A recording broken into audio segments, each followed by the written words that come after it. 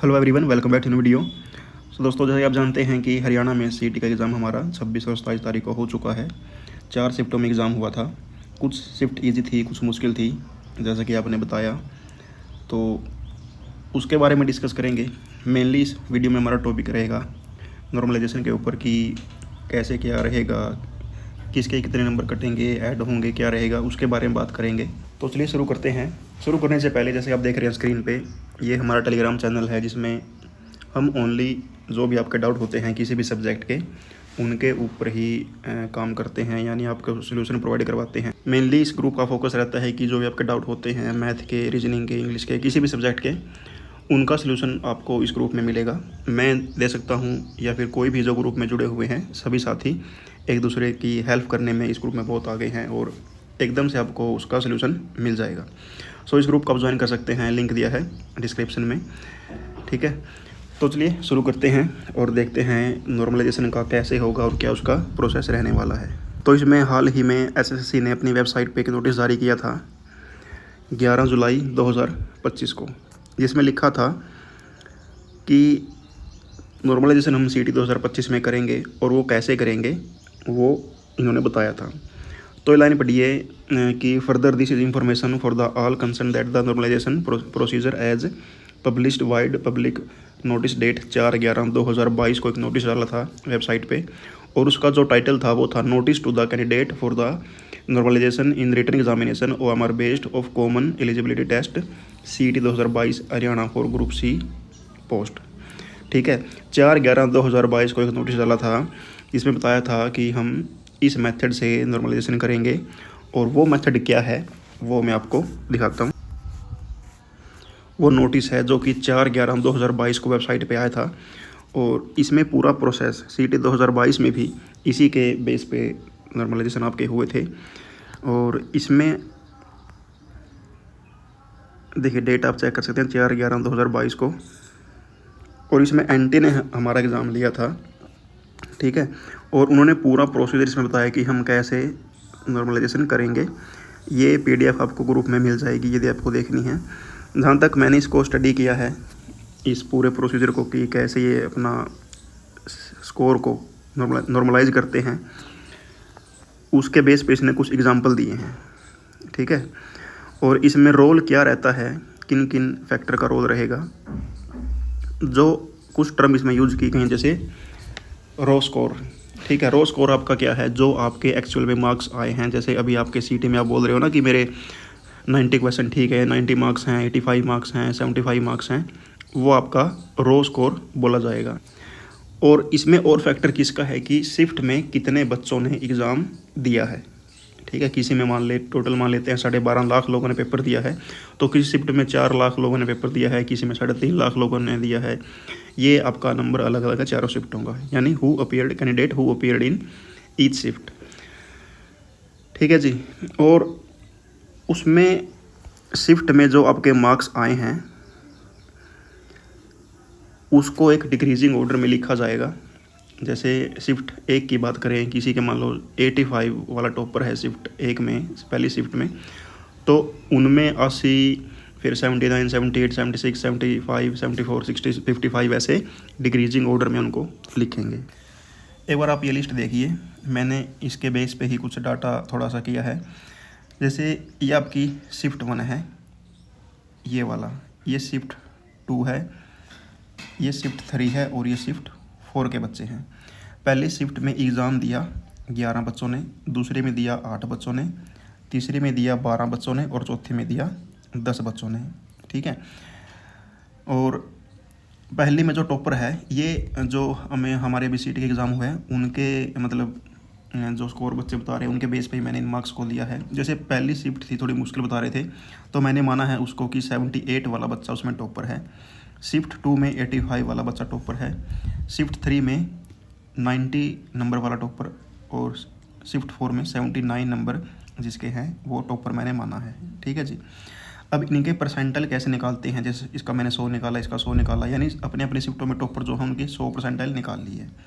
ये परसेंटाइल कैसे निकाला है, परसेंटाइल निकालने का फार्मूला क्या है कि कितने बच्चों ने पेपर दिया है, उनके नंबर पहले आपको डिक्रीजिंग ऑर्डर में लिखने हैं। ठीक है, अब जैसे 73 है, इसका मैंने निकालना है परसेंटाइल। तो कैसे निकालेंगे कि 73 के नीचे देखेंगे कितने बच्चे हैं। तो टोटल 11 है ना, 73 वाला भी लेना है। 73 और 73 के नीचे कितने हैं, टोटल कितने हैं 11। और एग्ज़ाम कितने बच्चों ने दिया है, 11 ने, गुणा में 100, 11 से 11, तो इसका परसेंटाइल 100 आएगा। दूसरा कैसे निकलेगा, 76 का देखना है। तो 76 और 76 से नीचे कितने बच्चे हैं। ठीक है, 76 से नीचे हैं 10, तो 10/11 गुणा 100, तो ये आएगा आपका 90.90 जो मैंने ये लिखा है। ठीक है, अब तीसरे के देखने हैं। तीसरे कैसे देखेंगे, 74 और इससे कितने बच्चे कम हैं वो देखेंगे। तो 1 2 3 4 5 6 7 8 9, 9/11 हो जाएगा गुणा 100, फिर 8/11 गुणा 100, 10/11 गुणा 100, ऐसे करके सबका परसेंटाइल निकाल लिया। इसमें क्या किया है, इसमें टोटल बच्चे हैं 8, तो पहले के लिए क्या करेंगे, 8/8 गुणा 100, तो परसेंटाइल 100 आएगा। इसमें करेंगे फिर इसके लिए 7/100 गुणा 100, फिर 7/8 फिर गुणा 100, फिर 6/8 गुणा 100 और 5/8 गुणा 100, ऐसे करके सबके परसेंटाइल निकाल लिए। ठीक है, फार्मूला मेन क्या है कि ये है कि भाई आपके और आपके नीचे कितने बच्चे हैं अपॉन टोटल कैंडिडेट कितने हैं, गुणा 100 कर देंगे। ऐसे सबके परसेंटाइल हमने निकाल लिए। अब इन परसेंटाइल को सबको कंबाइन करके हमने एक डिक्रीजिंग ऑर्डर लिख लिया किनका, परसेंटाइल स्कोर का। जैसे 100 परसेंटाइल स्कोर है, फिर 91 है, फिर 90.90 है, फिर ऐसे करके सबका ऐसे ले लिया। ठीक है, अब मान लेते हैं कि हमारे पास 20 सीट है, यानी हमें 20 पद भरने हैं। तो कैसे क्या रहेगा, अब देखिए 100 परसेंटाइल किसका है, A1 B1 C1 D1, यानी अपनी अपनी शिफ्टों में जो 4 बच्चे हैं टॉपर हैं उनका स्कोर है 100 परसेंटाइल। ये मैंने उनके मार्क्स लिखे हैं, इसके मार्क्स है 78, इसके 85, इसके 90, इसके 79। जो इनका नॉर्मलाइज स्कोर बनेगा ना, वो बनेगा इन चारों का एवरेज, ये प्लस ये प्लस ये प्लस ये, इनका एवरेज निकलता है 83। तो जो टॉपर बच्चा जो नॉर्मलाइज के बाद उसका स्कोर कार्ड में नंबर आएंगे वो आएंगे 83।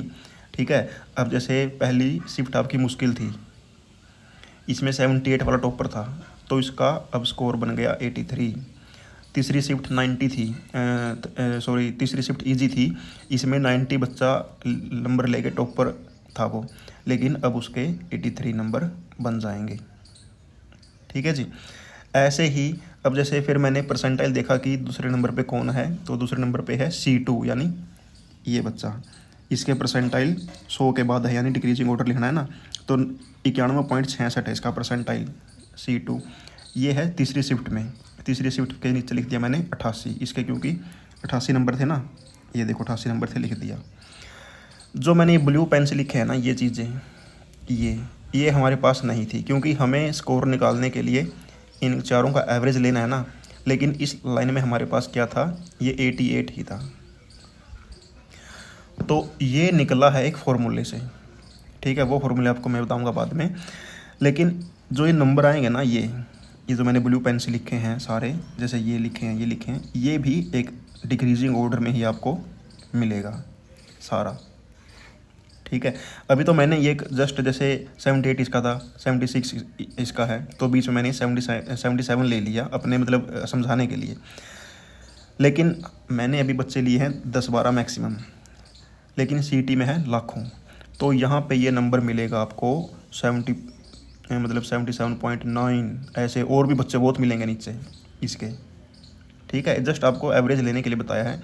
अब जो दूसरा बच्चा है टॉपर लिस्ट में आएगा, उसका स्कोर जो आएगा 77 का एवरेज प्लस 84.7 का एवरेज प्लस 88 प्लस 78.8 का, इन सबको जोड़ेंगे, इनका एवरेज लेंगे तो बनेंगे 82.125। ठीक है, तो ये आपका फाइनल स्कोर बनेगा नॉर्मलाइजेशन के बाद। ठीक है जी, अब जैसे अब ये बच्चा, इसके 77 नंबर थे पहली शिफ्ट में, इसके अब कितने बढ़ जाएंगे, 82.12। 84 वाले के हो गए 82। जो चौथी शिफ्ट थी 78 नंबर लेके वो बैठा था बच्चा, उसके अब हो गए 82.12। ऐसे करके ये मैंने सारे निकाल लिए। और जो ये देखो अब जैसे हमें 20 सीट भरनी थी ना, तो कितने बच्चे हो गए, 1 2 3 4 5 6 7 8 9 10 11 12 13 14 15 16 17 18 19 20 21 की मैंने लिस्ट बनाई है ये, ठीक है। अब जैसे ये 4 बच्चे तो ये हो गए टॉप 4 रैंकर तो ये हो गए। 5वें नंबर पे आए C2 से निकल के। C2 कौन सा था, तीसरी शिफ्ट हमारा C2, ये 88 नंबर लेके बैठा है तीसरी शिफ्ट में, ठीक है। अब इसका 88 नंबर लेके बैठा है ना, तो ये लिस्ट में जो इसके अकॉर्डिंग ये 5वें नंबर पे बैठा है। 88 नंबर लेके इसके नंबर बनेंगे 82.125, ठीक है। और ये 88 के 82 तब बने हैं जब मैंने ओनली कितने बच्चे लिए हैं, 40 मान लो एवरेज, 40 बच्चे ने पेपर दिया है चारों शिफ्टों में, तब जाके ये 88 के 82 बने हैं। जब ये नंबर लाखों में जाएगा ना, तो यहाँ पे कितना कम होगा, मैक्सिमम 4 या 5 नंबर, 5 भी ज़्यादा है, 4 नंबर तक आप मान के चलो कि इतने बढ़ सकते हैं या फिर घट सकते हैं, ठीक है जी। क्योंकि अब तो मैंने क्या किया है कि ये लिया है 73 ऐसे लिया है। यहाँ पता नहीं कितने 73 वाले मिलेंगे, कितने बच्चे 73 लेके बैठे हैं, कितने बच्चे 74 लेके बैठे हैं। ये सिंगल बंदा नहीं है 73 वाला, क्या पता यहाँ पे 5 बंदे जिनके 73 नंबर हो, तो उसका इफेक्ट इस पर पड़ेगा।